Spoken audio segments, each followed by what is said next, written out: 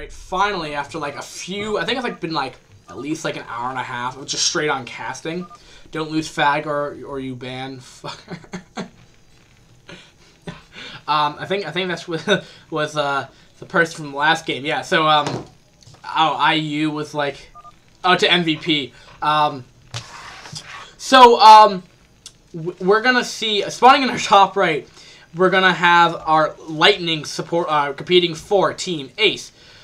Spawning in the bottom left, we have MVP, our Teal Protoss.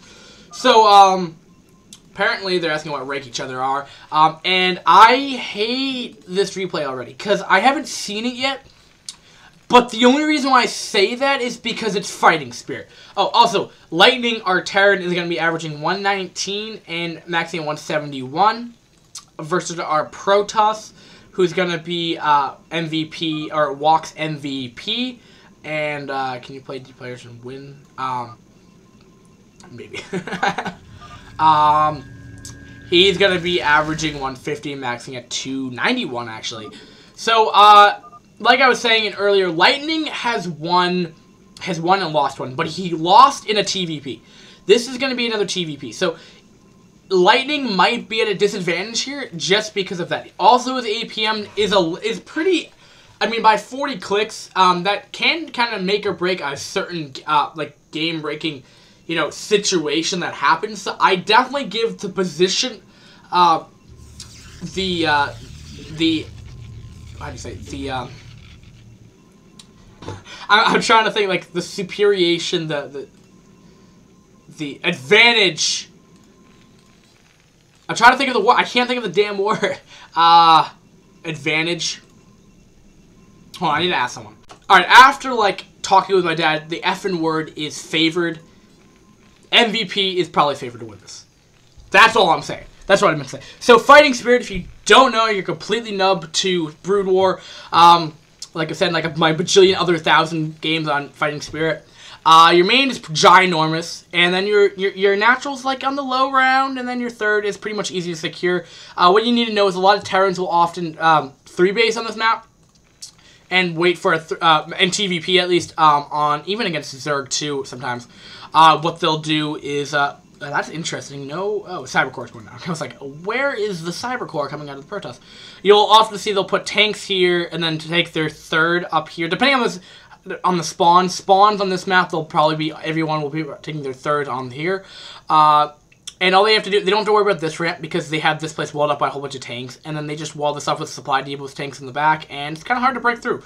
Not saying it's not possible, but it's definitely hard to kind of... Probe will get in here. Also, at the same time, SCV will be scouting and be like, I see range coming out, and Dragoon should be coming out. But I'm going to be guessing we're most likely going to be seeing a macro-style game here just because we have cross-bombs. You know, the rush distance is super giant. I mean, okay, if we just go by this, okay, we're right here.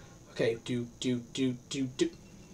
Like, look how long, that's like at least like 1, 2, 3, 4 seconds. Okay, if we just go straight, hold on. 1, 2, 3, 4, 5. Okay, oh, I forgot Mississippi. 1 Mississippi, 2 Mississippi, 3 Mississippi, 4 Mississippi. Like 3.5 Mississippi seconds, maybe. But oh, so I mean, like, I'm trying to make this game, like the beginning part of this game, like such entertaining, you know.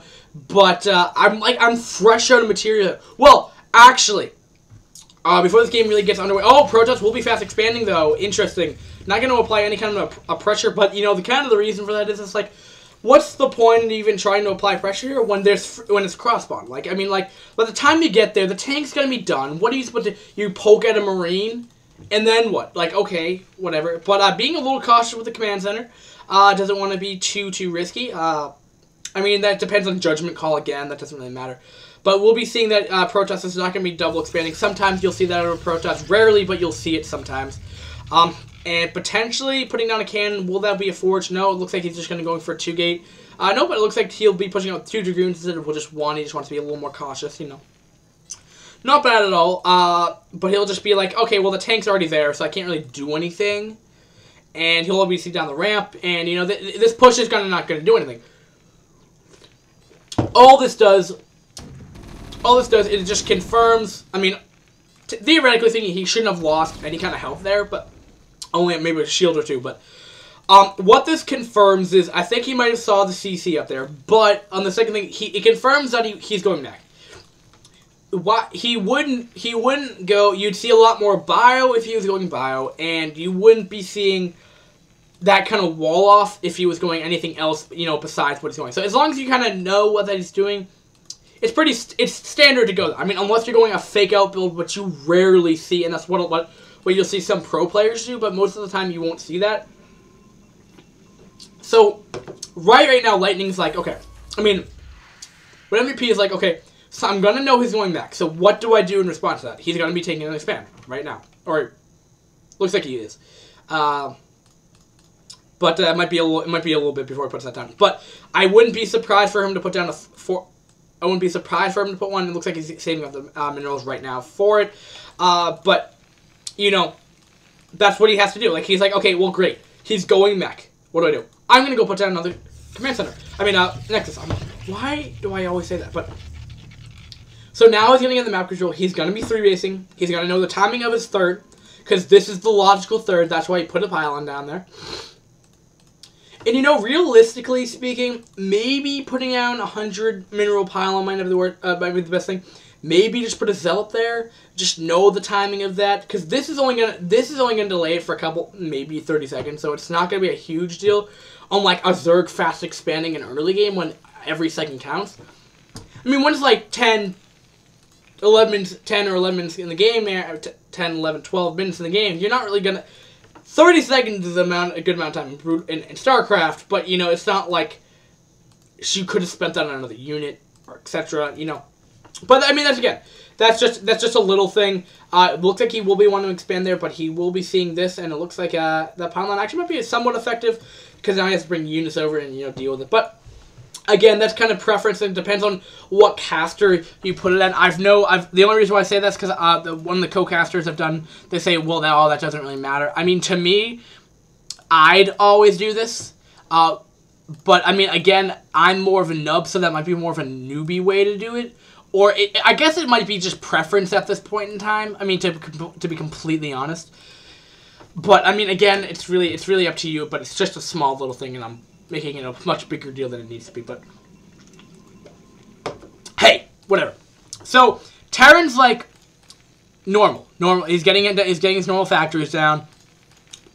I forget what these things are called. Machine shops. He's getting those tanks up. I believe an armory should be coming around down right now, which it is, and we're gonna be sending over, you know, just some scouting vultures, maybe try to put down a spider mine or two, but it's pretty much gonna die. Not being too cautious right there because, you know, well, you know, losing vultures is not a good thing, but very good wall off too. There's no way a vulture's gonna be able to get through that. Getting upgrades, Protest is doing everything pretty much right now. Even gonna be going for another expand.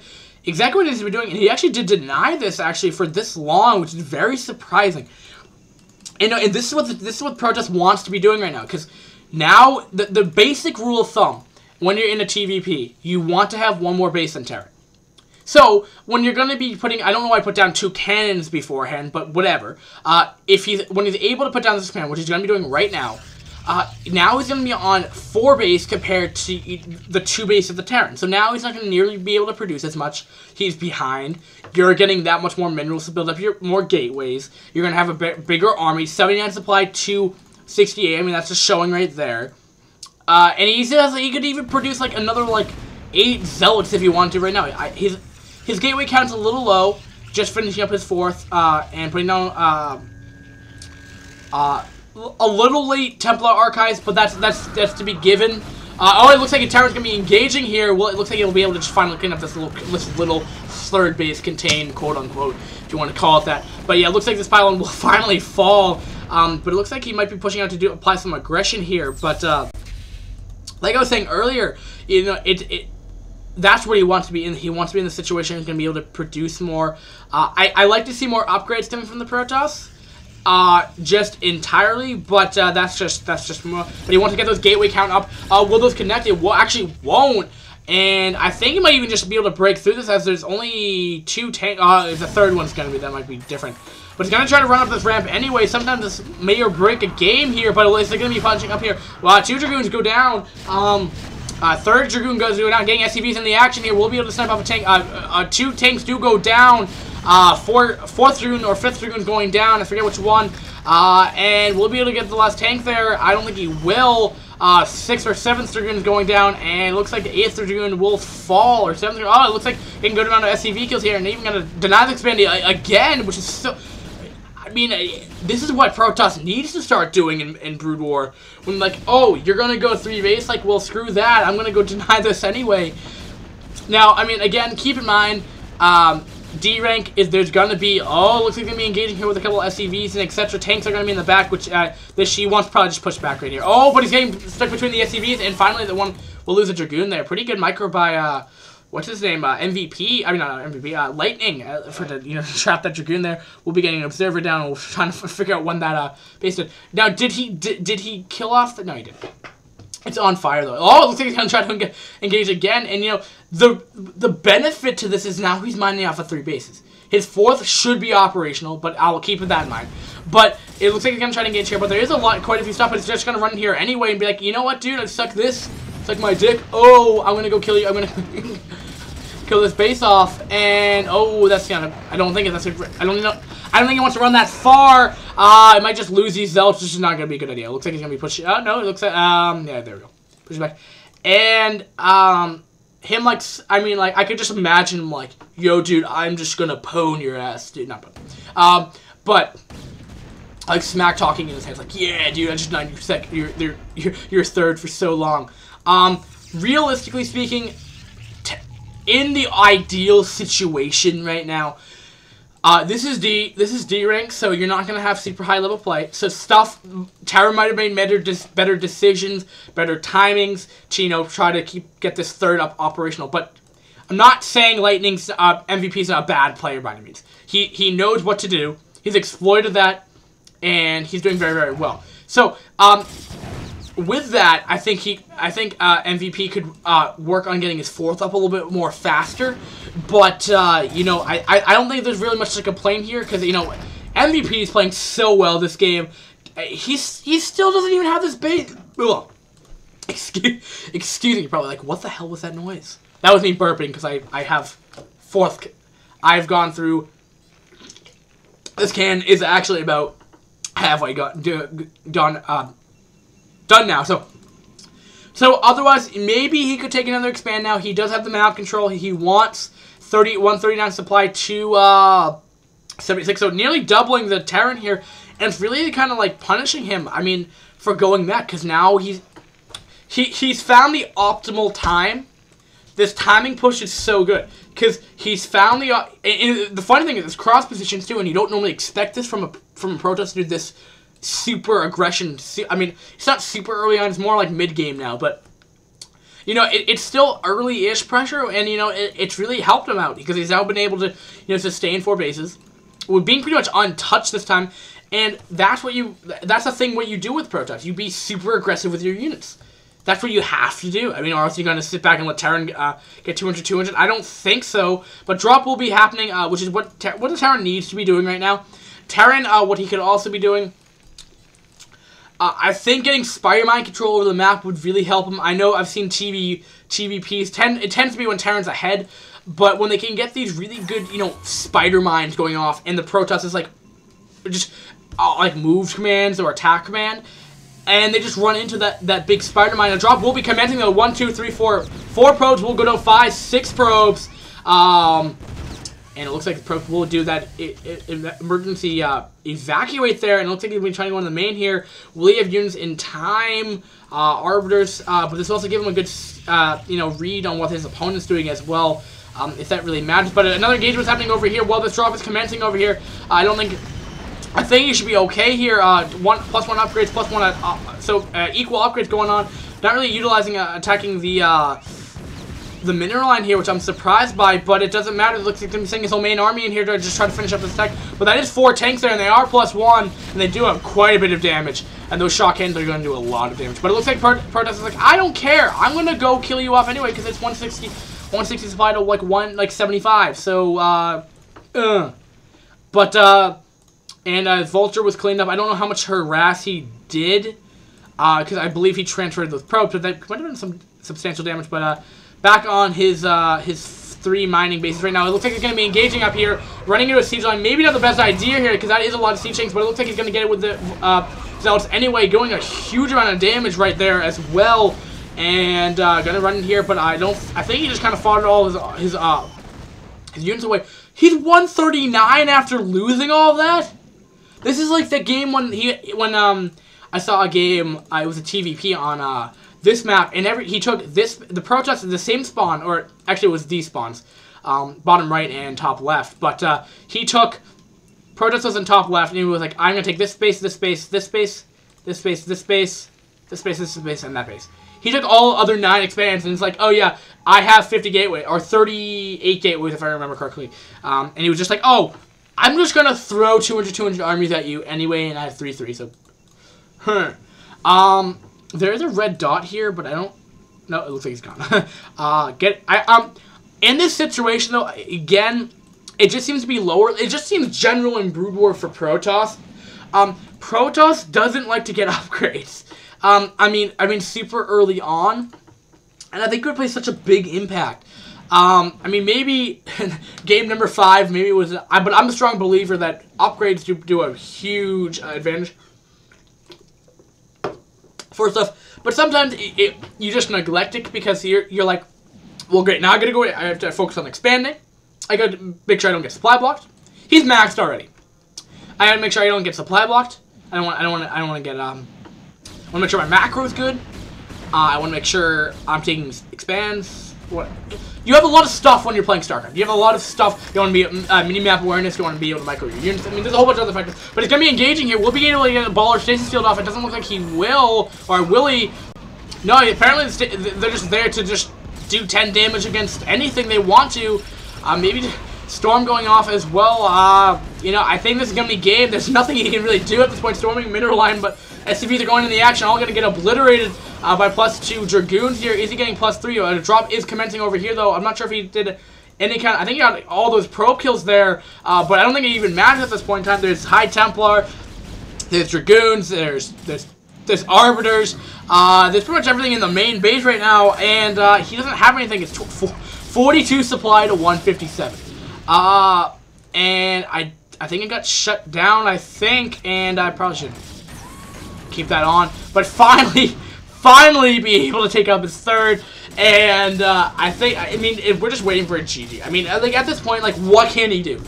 Almost like a magical, like, almost he was like a trigger at, like, 17 minutes and the 18 minutes, at the 18-minute mark, suddenly spawns like a 202 engine mech army. That's 3-3. And the 18-minute mark just happened, and there was no magical trigger that gave him all that. So, I believe this map is fair, and they wouldn't do that. So, other than that happening, either you're going to deny this expand again, and I don't know why he's still just waiting for a GG. There's a GG by Lightning, and yeah, and well played by MVP. I like that instead of a GG. Well played, well played. So the F-Tog of the game here, man. That was pretty much a one-sided game, but you know, one-sided games are really good to learn from, as Day 9 would say from and don't be mad about that about Day 9 because he's StarCraft too. Dailies less than 80, greater than or equal to, greater than or less than 80 Brood War. So I know this. He said shit, what I just... Day 9 said, oh, one-sided games are, like, really important to learn from. So, for the F-Tog, for Lightning, this is a problem with the build you went. I think it's just more or less that. I mean, again, I wasn't paying super close attention to this game because I'm not like, coaching you specifically, but what I did notice is, strangely, your army just depleted and deteriorated over the course of the game, and you just weren't able to, you know, hold off your 3rd. So, I think there's a couple things. Either you could have applied aggression, might have been hard, might have required a lot of APM demanding, but you could have maybe applied some aggression to, you know, to push back the army, because Protoss was uncontested for. I mean, besides a couple vulture drops, which I mean are always good. I'm not saying you should never do vulture drops, but you want to do that with other stuff. You know, you don't want to just be like so dependent on drops, unless you're going to be doing like multi-pronged drops and you're going to wreck mineral lines everywhere.